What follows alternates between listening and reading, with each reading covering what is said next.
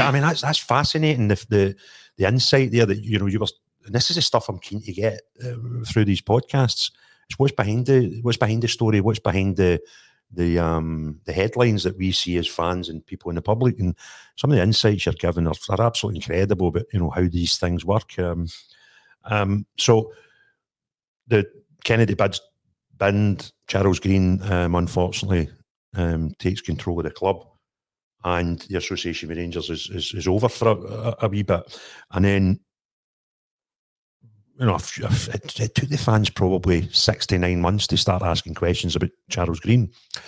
And I've always said that because of Rangers fans going through administration, anybody that's a custodian of the club thereafter has got to accept that they're going to be open to more scrutiny from their fans than fans of any other club because of our history. And it probably, if Charles Green had taken over Rangers without admin happening and he just bought the club, say he bought the club off David Murray, I think he'd have got away with it for longer because we became a wee bit more educated and the eyes were more on the business side of it. But I think it was probably, from memory, certainly between 6 and 9 month window after him getting control that the fans started thinking, hold on a minute, is this guy the right deal? Did you have concerns? I mean, obviously you became the requisitioning group that requested an EGM to try and oust these guys. Yeah. But when did you first have concerns about what was happening in the Rangers?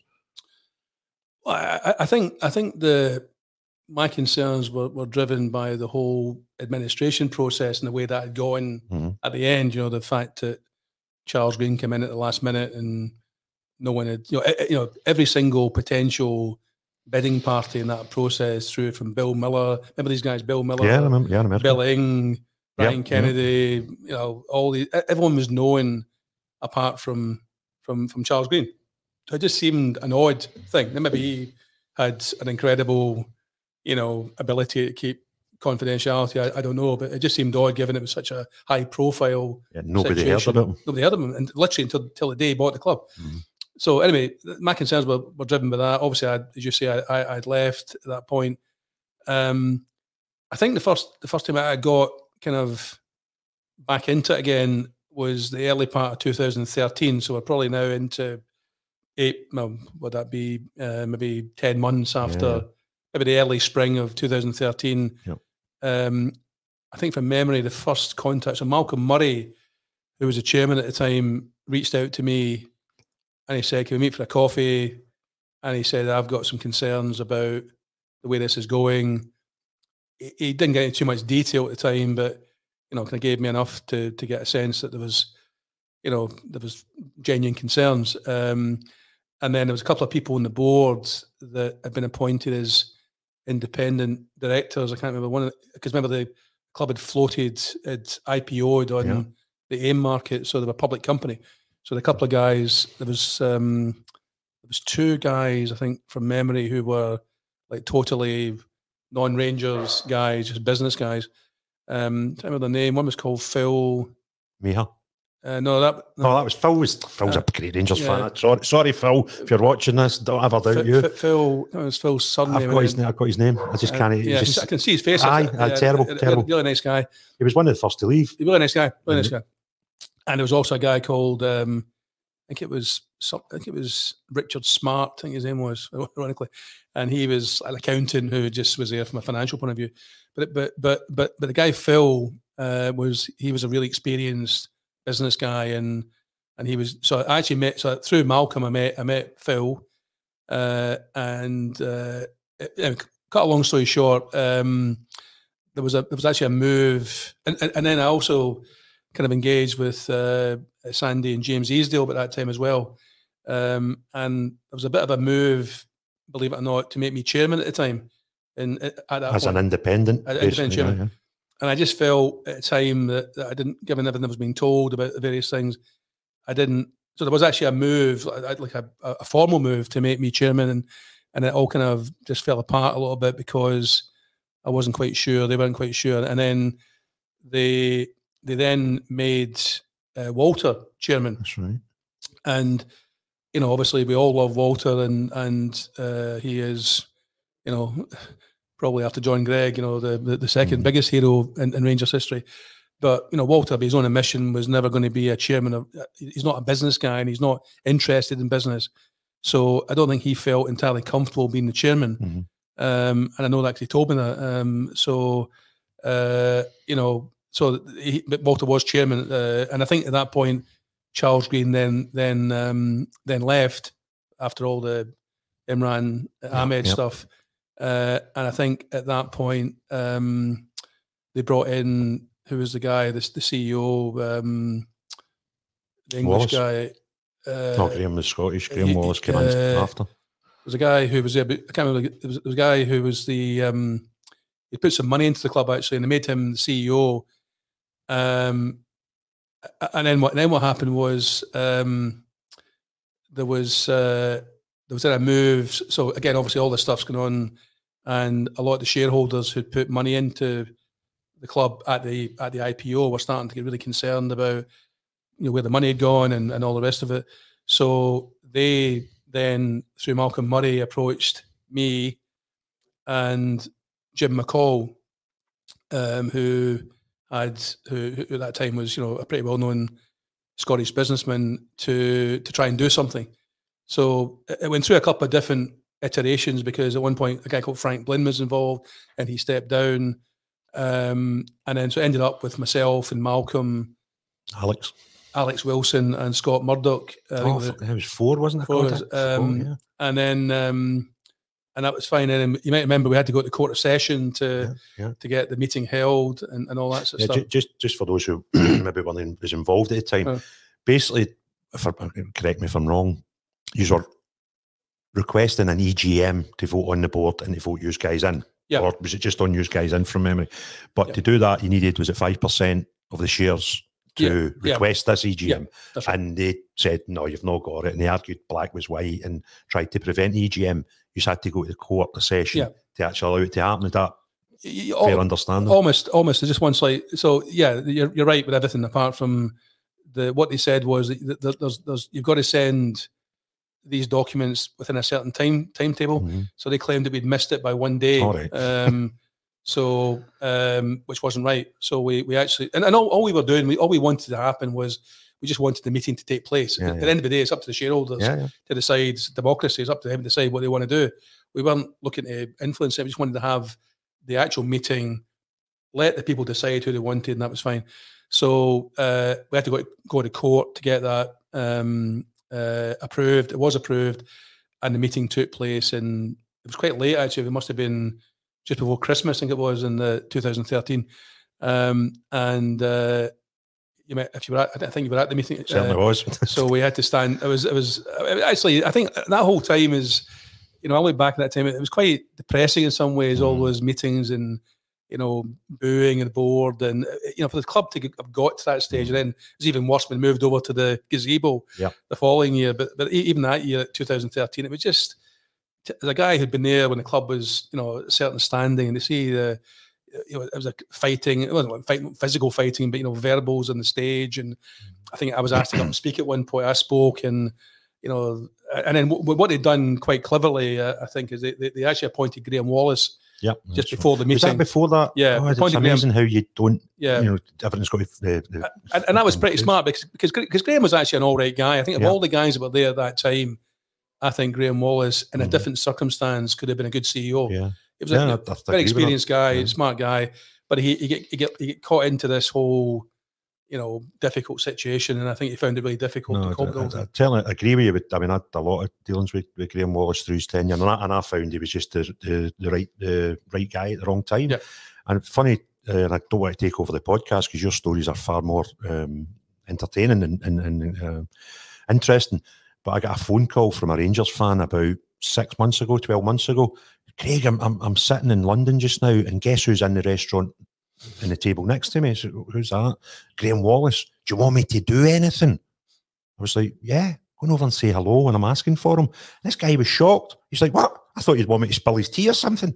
It's not at all. I said, Graham Wallace is a very, very nice guy. I said, please go and say to him, you're just off the phone to me, and the guy texted me back 10 minutes later, and he said, this guy's saying, send your regards to Craig. And I think there was a lot of that. There was some people who were just in the wrong gang at the wrong time. Definitely. And by the way, actually, what's also interesting is I think one of the first guys to message me after the 2015, final requisition when myself and Dave and John Gilligan went in.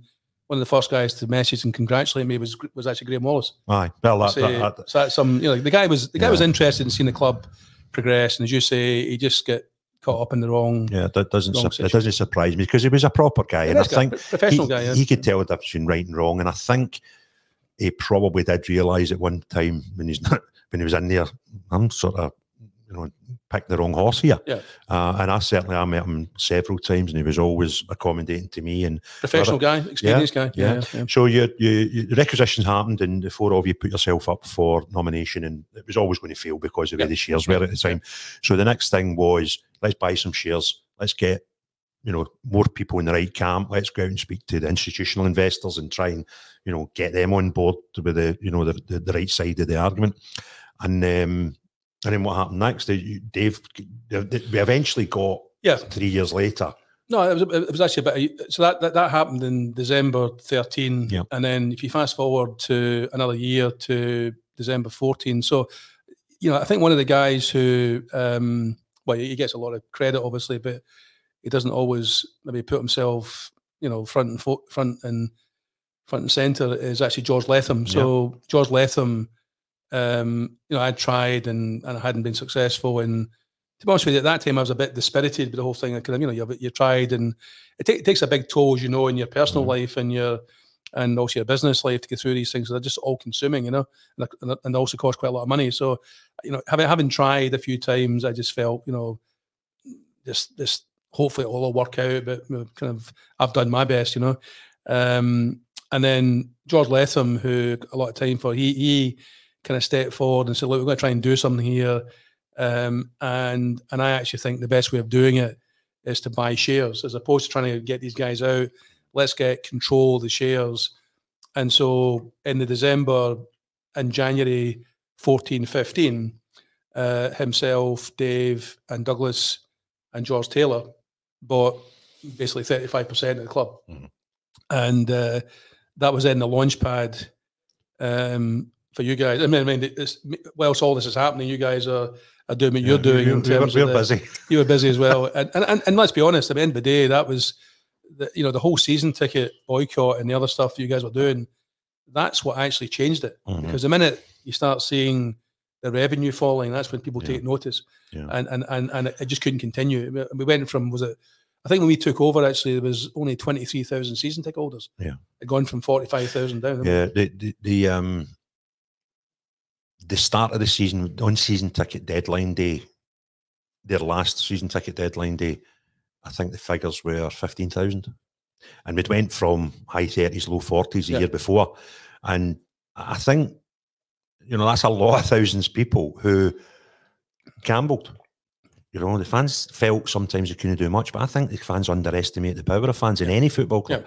Yeah. And I think it was a massive, massive part of making a game change. And if these tens of thousands of Rangers fans had never done what they'd done, I don't think it would have happened. People might say, oh, Craig Houston, done this with the protest, Paul Murray done this with the requisition, and Dave King done this with you. And that's all happened. But I think it took the perfect storm.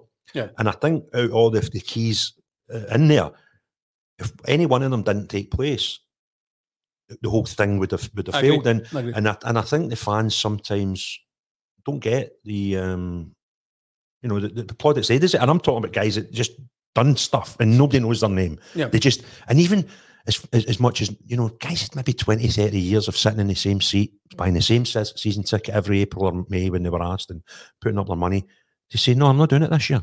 Unless you guys go, I'm not doing it. Phenomenal. And no, I mean, they played a great game. I mean, the night that I remember, and you remember it as well for different reasons, but the night, and just very briefly, though, getting too much, but, we then, having bought the 35% shares, which then put us in pole position to then get, because we need to get over 50%, obviously, or actually over 75% to really get real control.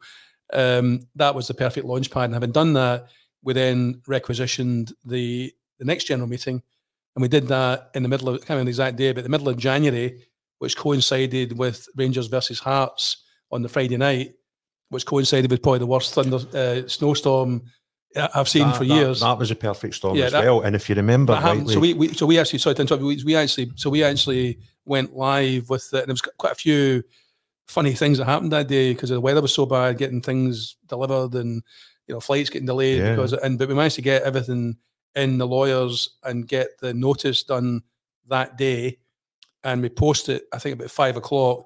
Just as the fans, because it was actually a Friday night kickoff. Was this the game that got abandoned? Yeah. Oh, it was crazy night. So a crazy night. That notice goes out on the Friday night, 5 o'clock. Fans are gathering in the pub, etc., for the game against Heart, which, by the way, is quite a big game because we were the two main clubs vying for promotion. And then, of course, the fans saw that, and the whole thing just took off after that. And it also what helped that time, I don't know if you just sometimes you lose track of how things went chronologically, but that Hearts game, hours before that, or maybe the day before that, it came out that they were trying to get a loan and give security of the stadium to Ashley. That was the only night there was a massive crowd at Ibrox front door wanting to protest when Sons of Struth didn't need to ask anybody to protest. The news went out and everybody went. So there was that going on. There was you guys again putting in another requisition.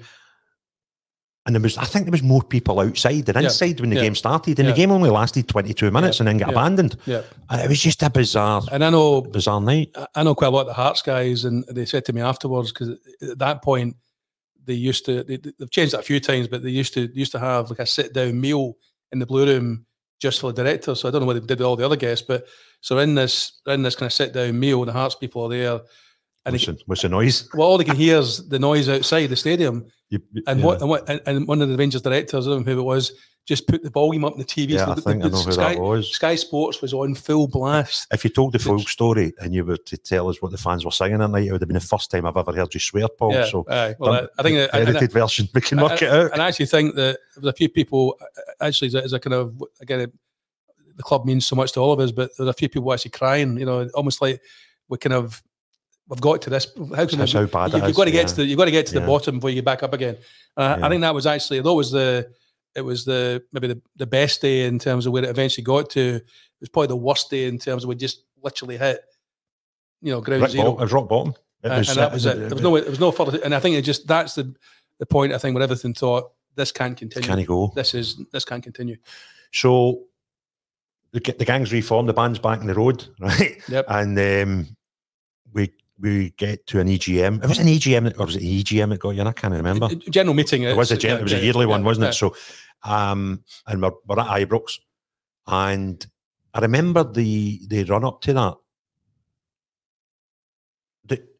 I was so confident with weeks out that the result was going to be all right. And there was loads of people. There was RST, there was Rangers First. They were all going and getting votes. They were all going and getting proxies. And there was people meeting in pubs to get everybody's pieces of paper so we could make sure everybody was getting their vote in the right direction. And then it became a time, not maybe days before it, but I think the dogs in the street realised this is done. We'll get rid of them. So going to the AGM was a weird, and it was in Ibrox. And I remember people saying, "Oh, how are you going to do it? What are you going to?" I'm going to walk along Paisley Road West. That's what I'm doing. I'm going to go to this as if it's going to a game. But unlike a game where you don't know the result, we sort of knew.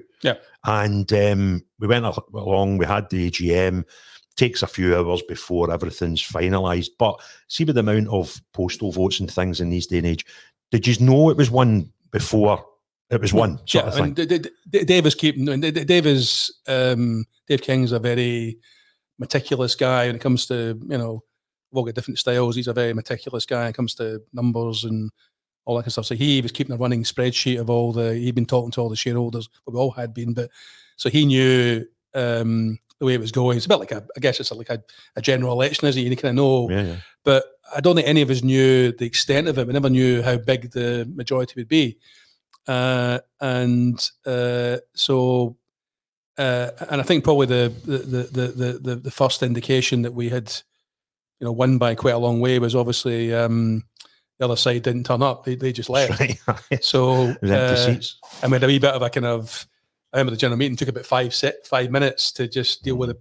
We just were all standing about going, what happens next, and we're just waiting now for the result. And then what happened? What the thing that I think you may have heard their story, but so we were in Argyle House, just waiting for this to happen, and because we were a public company, you might remember the whole nomad situation. Everyone became a kind of walking encyclopedia on nomads. So I can't remember who the nomad was at the time. We had so many of them. But probably a 73rd nomad at the time because we get rid of them. So they had to sign off on the actual piece of paper. So what you do is you do like a stock exchange announcement. Yeah. And so they were collecting all the votes. Had to be audited, make sure it was checked and all the rest of it. So it took until, I think the meeting was about 10 o'clock in the morning, maybe 11 o'clock, but we didn't know until 3 o'clock. And we needed to get it out before the markets closed. So the guy from the nomad guy was a really kind of straight guy, you know, shirt and tie, and you know, a real kind of auditor type guy. He came over and said, "Mr. Murray, I've got the result," and he just showed it to me. And it was 85-15. So it was a complete landslide. So before we released the piece of paper, I went down to the boardroom and I told John and Dave, and they were like amazed that no one knew, no one expected us to be 85%, you know, across all the resolutions. So obviously it's a fantastic endorsement. So even now I got hairs on the back of my neck. So what happened was I went into, there was a like, I guess it would have been, I think it was actually Graham Wallace's PA. She's still there, so she was tasked with getting the thing ready, and then just, you know, everyone happy, press the button, away it goes. The world knows. And it just shows you the power of the internet. So there's about, it must have been 1,000, 2,000 people outside of Argyle House waiting. And it was quite a cold day. It was the 6th of March. It was freezing cold, you know. So they're all outside. You know, we kind of know that. And this girl presses a button. I'm not kidding you. Within 30 seconds, massive roar. There's guys obviously on the stock exchange AIM website, and an incredible feeling. You know, that was an amazing day. That actually, great feeling. I think it was one of the most important victories I've ever seen at Ibrox. Yeah, for, you know, so many reasons. If that day didn't happen, would we have done 55? If that day didn't happen, would we still exist? I don't know. I don't know the end game. I got a rough idea what the end game was for certain individuals, but I don't think we'd have seen Seville. I don't think we'd have seen stopping 10 in a row. I don't think we'd have seen our own 55. I don't think we'd have seen Stevie Gerrard, and the whole landscape of Rangers would change. Would we have became a third, fourth place team? Possibly. Who knows? But and for that, I just think it was just so important. It was certainly. I came out of the AGM and went to the pub. I was in the pub when the result came, and it was the same thing. We were just all huddled around this thing. Huddle's a bad word. Edit that out. With these big screens in the district bar, and it was as full as it would be in a match day. It was bizarre. And then Sky News, and we're like, it's coming, and the roar was like a cup final winning goal. It was so important to everybody. You know, what a day. So that's all the nice bits away, right? So we're in the nitty gritty. We get the keys. The bad guys never to be seen again. Or were they? Was there anything you had to do legally with these guys, or was that them just off? And I pretty much did them going. So it was then just, you know, so it was the whole thing with Sports Direct, which is that's an episode. And don't get me started, Paul. That's a whole episode in itself. A separate thing. So that's true. That was probably that was the, you know, the kind of legacy issue. But no, I think the thing was then about trying to rebuild the club, and I think I said at the time, I said at the press conference the day on that 6th of March, I mean, the club was broken. The club was literally broken into 1,000 pieces. There was no part of the club functioning. You know, the scouting network wasn't there. Every single part of not even an elite football club, a big football club just wasn't there. So it was literally rebuilding this thing brick by brick. And I have to say, you know, it was really, and obviously Dave went back to South Africa, and John and I were, you know, we've got day jobs at the same time trying to get all this sorted out, and it was really tough. Those first 3 months, well, it was great and, you know, a sense of achievement, but, you know, I don't think people realise just how tough it actually was. You know, it was a really difficult period, and of course and I think with hindsight, I think not getting promotion was not a lot of disappointment at the time. It was probably not a bad thing because it gave us a chance to regroup.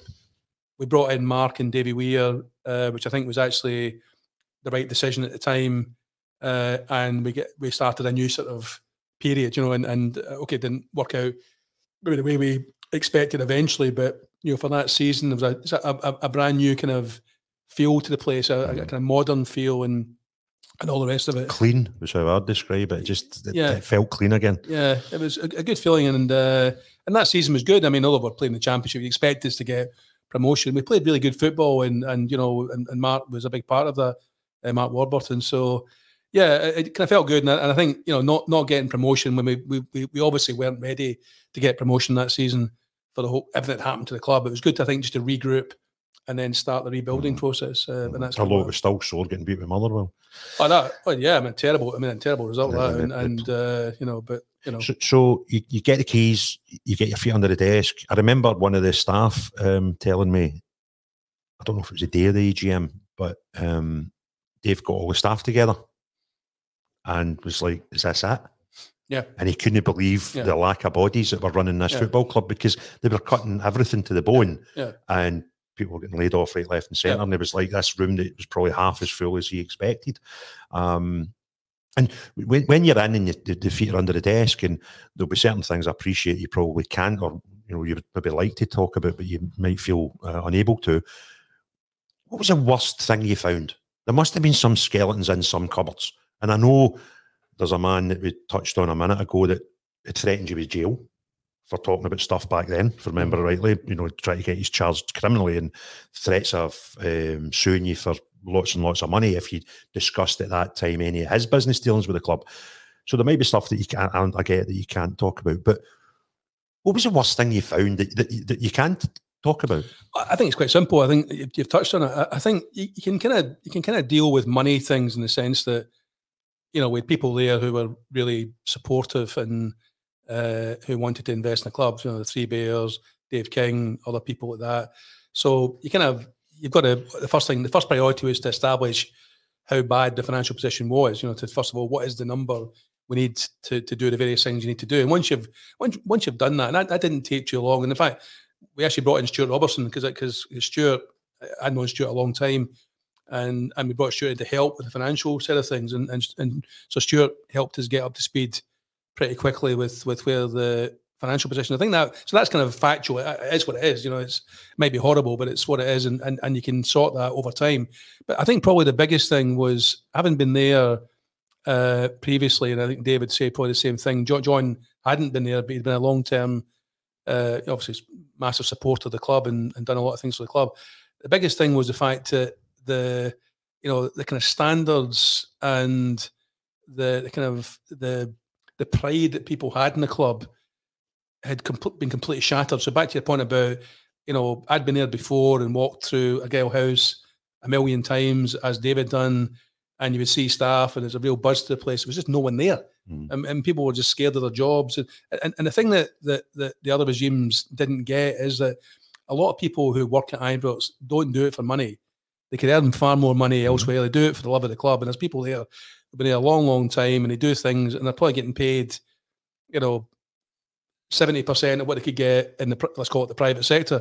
And actually, I'll give you a small example. One of the first things I did, and I was a chairman at the time, and it's a very small thing, but I think it was quite important, was that on something like day 2, I get I can't remember who it was actually. It may have been the head of HR at the time, said to me, "There's a guy called Archie who delivers the post between Ibrox and Auchenhowie, and it's not a particularly big job. It's not a well-paid, a massively well-paid job, but it's quite an important job. You may be arguing in this day and age it's emails, but it's still a lot of mail. Does a lot of the signed shirts, a lot of stuff for charity, going back and forward, right? Yeah. And so, whether this, all due respect to Archie, whether he's there or not there, it's not going to really affect the bottom line. It's a very small example, but they'd basically given Archie notice, and this guy had put his heart and soul into the club. And I said, Archie, whatever happens, you're back. Yeah. And this guy, obviously, if I'd given this guy the crown jewels, he wouldn't have been as happy that he was that day. He basically hugged me and said, "Paul, thanks a lot." And it was a very small thing, but we just wanted to get the people's morale back again. And it took a long time because people had been so beaten into submission and affected by the whole thing that obviously you just feel you're always on edge and am I the next to get fired and all that. And I think that kind of people thing was the biggest challenge. Incredible. And Archie's still there? I spoke to him just brilliant a fortnight ago, and he was, you know, Archie's still Archie. He's the same guy that you would have spoke to back in 2015, Rangers daft. And Archie's probably one of the guys, I don't know if he's contracted to 30 hours a week, but if he needed to work 40, he would probably do it without even asking for overtime. Exactly. You get that extra mile out of people that they've got the love and the passion for the club. I'll tell another quick example, just to which, again, sums up, you know, the guy called Colin Stewart, who runs... great. Right, so Colin, who I knew previously, he contacted me a couple of days after we took over and said, just to let you know, I've got that money for you. I'm holding £150,000 as a cheque. And brilliant, just stuff that is... the old board to try to get in, to get him to get... For those that don't know, Colin raises money through Lotto and other things for the Rangers Youth Development. And maybe 2 or 3 times a year they make a big presentation of money over to the club.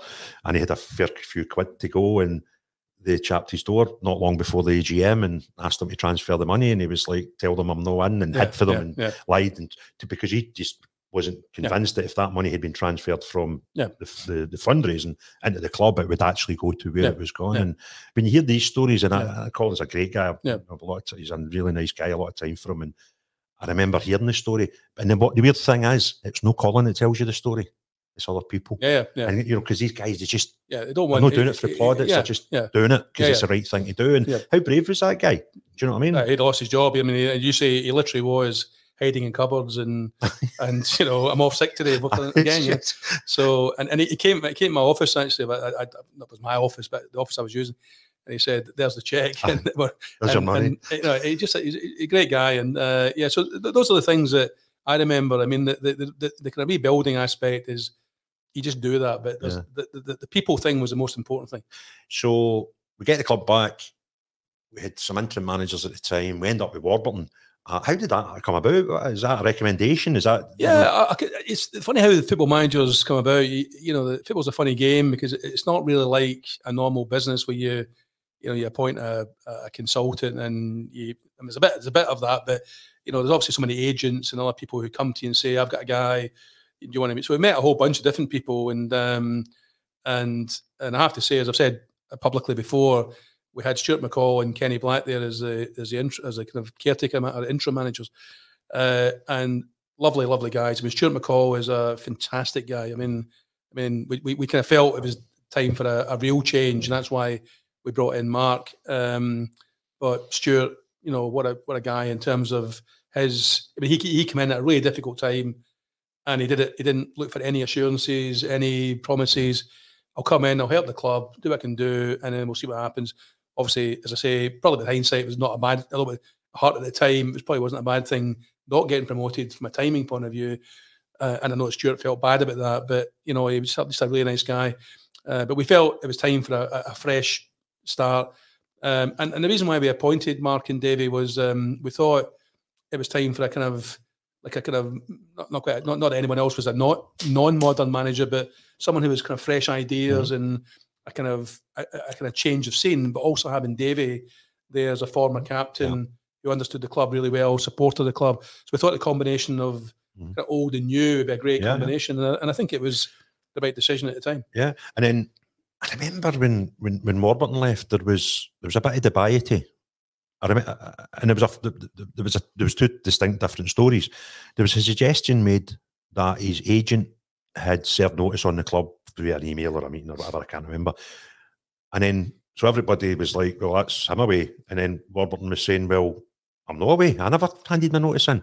What was the story behind that? I mean, it was just you can't even have 2 polar parts. Yeah, I'm not going to get into that, Craig, in the sense that it's probably not that fair and all the parties involved, but what I would say is that, you know, football's one of these things that people move around, and you know, it is unlike any other business. I mean, you know, and I had a lot of time. I was sorry the way it ended because it didn't. It was messy, and as you say, and it was, you know, wasn't maybe the way we would like to have done it.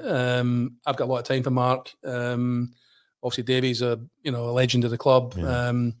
So I'm sorry the way it worked out, but I'd rather not talk about it. No, I was listening. There's total respect for that. That's something I made myself clear about at the start. There's things that I will ask and would love to know because I'm a nosy bugger, and you know, fans wouldn't like and love all these stories, and it's probably getting verging on gossipy, which isn't your style, to be honest with you. So we went from there, and when we went Pedro, was that right? with Murty for a while again. Yeah, so we had Murty, Graham. So Mark went in the February of, what would that be, 17, was it? First year back in the Premier League, and then Graham took over until the March, I think it would be a month or so, and then Pedro came in, and he lasted until the October. And another cycle of caretaker. Yeah. And how did we end up with this Portuguese guy? There was a story I'd heard that we'd looked at another Portuguese guy. I can't remember his name just now. Yeah. Previously, I'll tell you about him in a minute. And he was going to accept the job if we were in the Premiership. But if we didn't get the Premiership, he wasn't. He won it. But Pedro was going to be his assistant. Is there truth in that? And then, no, I don't think so. So it was a guy called Vitor Pereira, who had he had a stellar CV. So he was like Porto's manager. A lot of these Portuguese guys seem to go to the Middle East for some reason. Well, I can guess what the reason is. But so he'd gone to the Middle East as well. He'd been really successful in Portugal. He'd gone to, I think, Olympiacos or Panathinaikos, one of the top Greek teams. He'd done well. This is Vitor Pereira. And then he'd gone to the Middle East. And then, so you're right. And I think he's done quite a few big jobs since then. So he said to us, look, love to come, but I'll only come if you get in the Premier League. Yeah. We lost the playoff, and that was it. Pedro, he came, I think, through a few Portuguese contacts. What I say about Pedro is he was first of all, he was a lovely guy, a lovely human being, really, really nice guy. Moved his whole family here, which was a massive commitment. Going to school in Scotland, lovely family. It just didn't work out, and I think we learned a few lessons from that, in the sense that you've got to, the number one thing at Rangers and Celtic is you have to win games. You can talk about projects and we can do this and we can take a long-term view. That just doesn't exist. You've got to win games, and I don't think Pedro and to a certain extent Mark Warburton as well, they never got to grips with the size of the club. People at Walter who are giant figures, and come along once in a generation. Obviously, these guys, you've got to be a massive personality to cope with that. And Mark just couldn't cope with him. Mark he couldn't. He's been at Brentford, where if you draw a couple of games, it's kind of who cares, And Pedro was the same. Pedro just couldn't get to grips with the size of the club, I remember being at a function talking to Mark Warburton, and I said, "You do realise you could leave here a hero or a legend?" And he said, "What's the difference?" I says, "A hero will get us up, a legend will win us the league. And, they'll love you here. Yeah. But that, the difference is that." Yeah. Says, "If you're the guy that gets us 55, you will be a legend." And he actually, what do you mean? What's the difference? And I think from memory, I said it to him, and he was, "No problem, nice to meet you," and then walked away, and then came back 10 minutes later and went, "What do you mean? What were you talking about there? Yeah. What's the difference?" I was like, "This club, mate. You'll be a hero for getting us promoted. You'll be an absolute legend. Your life will change forever. Yeah. If you can win us 55, Rangers fans will never forget you." Yeah. So I think, again, that's something that a lot of people need to grasp when they come into Rangers. So we've been through that. Club's stable. We're back up. We're promoted. We have a wee go with Pedro. It doesn't quite work out. Was he crazy, or was it just... He was actually a really, as I say, he's a really, really nice guy. I took him to... bizarrely, he loved rugby, so I took him to Glasgow Warriors. Brilliant. A game. Him and I went. In fact, Stuart Robertson came as well. So Stuart, myself, and Pedro went to Scotstoun, Glasgow versus Edinburgh, and he was getting obviously selfies with all the players and all that kind of stuff. And he was a really nice guy. Great company. Was he slightly eccentric, or was he was eccentric? I mean, he loved his wine, and he used to send me pictures of. This will be in the Blue Room next season, Portuguese wine and stuff like that. I was sending him pictures of places in Portugal, and so he's a really nice guy. And it was a pity it didn't work out. I mean, everyone's a genius with hindsight. It was probably the wrong decision, but he was a really nice guy, and as you say, quite eccentric. And of course, I don't think he ever recovered from Luxembourg. I mean, I was actually on that trip, and I don't, as a fan, I think the defeat at Luxembourg was terrible. Yeah. But that's a hard one to recover from. Yeah. But it was a reaction after it. I remember he went out and he was climbing over bushes and stuff to go and speak to fans, and you're thinking, just go on the bus and go up the road. Yeah, we'll deal with this tomorrow. You can't win in that situation. Now, something that, again, that most fans and myself don't appreciate. The decisions made probably by a board that you've had your time, Pedro. Who delivers the news? How does it work? Dave. What? Dave King. Is that right? Yeah. He's the top man, he's the chairman, and he just decides, that's it. Yeah. Come and have a chat, and they probably knew before the he knew. the But chat. actually, remember we lost the League Cup semi-final against Motherwell at Hampden on the Sunday. Disastrous performance. Basically out-muscled. You know, they just, that big guy, Mo at the time up front, he was completely... bullied us. He's bullied the back four. I think he broke... It was Cardozo that broke his nose, and disastrous performance, massive support. I think we had about 45,000 fans there, and 7,000 Motherwell fans, and we just leave terrible fun. So of course that was a difficult one, and then we played Kilmarnock on the Wednesday in the league, and that was a game when we were 1 up with about a minute to go of stoppage time. We got a penalty. We kind of mucked about for what seemed about 5 minutes to take the penalty, missed the penalty after we'd taken all this time.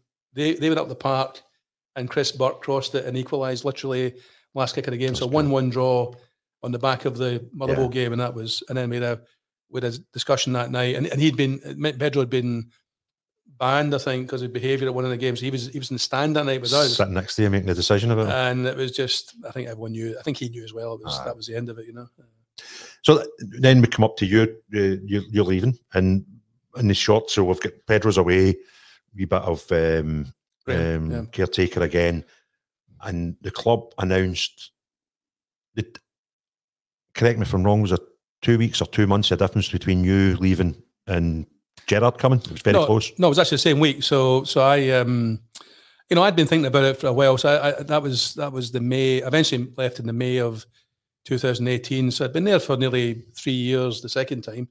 I was there 4 years the first time. So I'd done 7 years. Obviously, the second time was a lot more intense. And the first time obviously it was David ran the show. David Murray ran the show. Second time I was a lot more involved, obviously. And I just, for a variety of reasons, I came to the point where I just, given where I was in my personal life at that point in time, I just felt I needed a break. And I just, I really kind of, I suppose I kind of not quite ran out of juice, but I felt that way. I just felt as if I'd done my bit, and it was time to go. And what I didn't want to do, obviously, was kind of leave and, kind of in any way complicate Steven Gerrard's. Not that he's obviously... But you know he's coming. I know he's coming, and I didn't want to... So I think we played Celtic on the Sunday, got a really heavy defeat, 5-0, lost the league at Parkhead. And I just kind of felt this is the time to go. So I said to Dave King, I kind of want to go. I didn't realise that Barry Scott was leaving at the same time. So I think the following day, the Tuesday, it was announced that we were both leaving. There was a little bit of press coverage as, why is this happening? But then by the Thursday when Stephen's coming, the whole thing had been superseded, and that was fine. I mean, you go through what I've only got 2 quick questions, by the way, and that'll be us. To go through the whole thing that you went through, particularly the second time at Rangers, with the threats to your liberty, threats of getting sued, your house situation, all these bizarre things, and all the pressures, and you go through all that, and you must have sensed with Gerard coming, things are going to get a bit special here. Would you have changed your mind and done it different if it the same again? Not one single iota.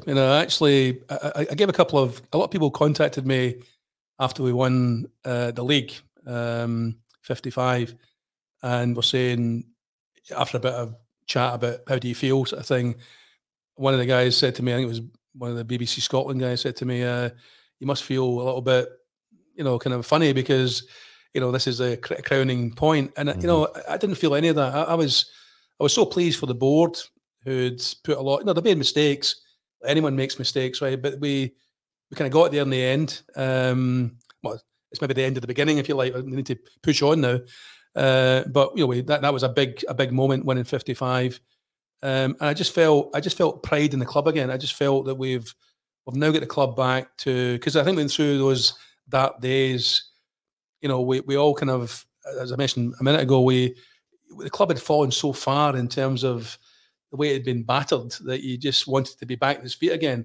and that was us right back on our feet. And I just felt a real sense of pride. Honestly, I don't regret one single bit. I'm just so pleased we did it. You know, I'd like to see us push on even more now, but no, I didn't have any of those feelings. I didn't feel it. And last question, I promise. Yep. So it's life changing. Getting involved with Rangers is life changing, and you maybe did, but I doubt you would have appreciated how much impact it would have in your life back in 2007, or potentially even before when you done the youth thing. So, would you have done it again? And if you did, if you would you change anything in your time and tenure at Rangers? Oh, that's a really good question. That's a really good question. Thank God it's your last one. You know, I don't know. I mean, you obviously, you know. Well, put it this way, I don't think anyone could ever have forecast when I first get involved it would have been the way it would have gone. Roller coaster. I would never have thought. I mean, pretty much for 10 years, you know, you know, after the club was sold, inverted commas, you know, there was so much happened in that 10-year period, and you were obviously involved in a lot of that stuff as well, and so. And that was completely outside of football. It wasn't even football related. It was just like business and shareholders and resolutions and, you know, special general meetings and all that kind of stuff. So, you know, I don't think you'd have forecast that. But having said that, you know, you've got to react to situations. And I remember Dave King saying, he said at one point, you know, I think Dave was on record as saying, he didn't really want to get back in again.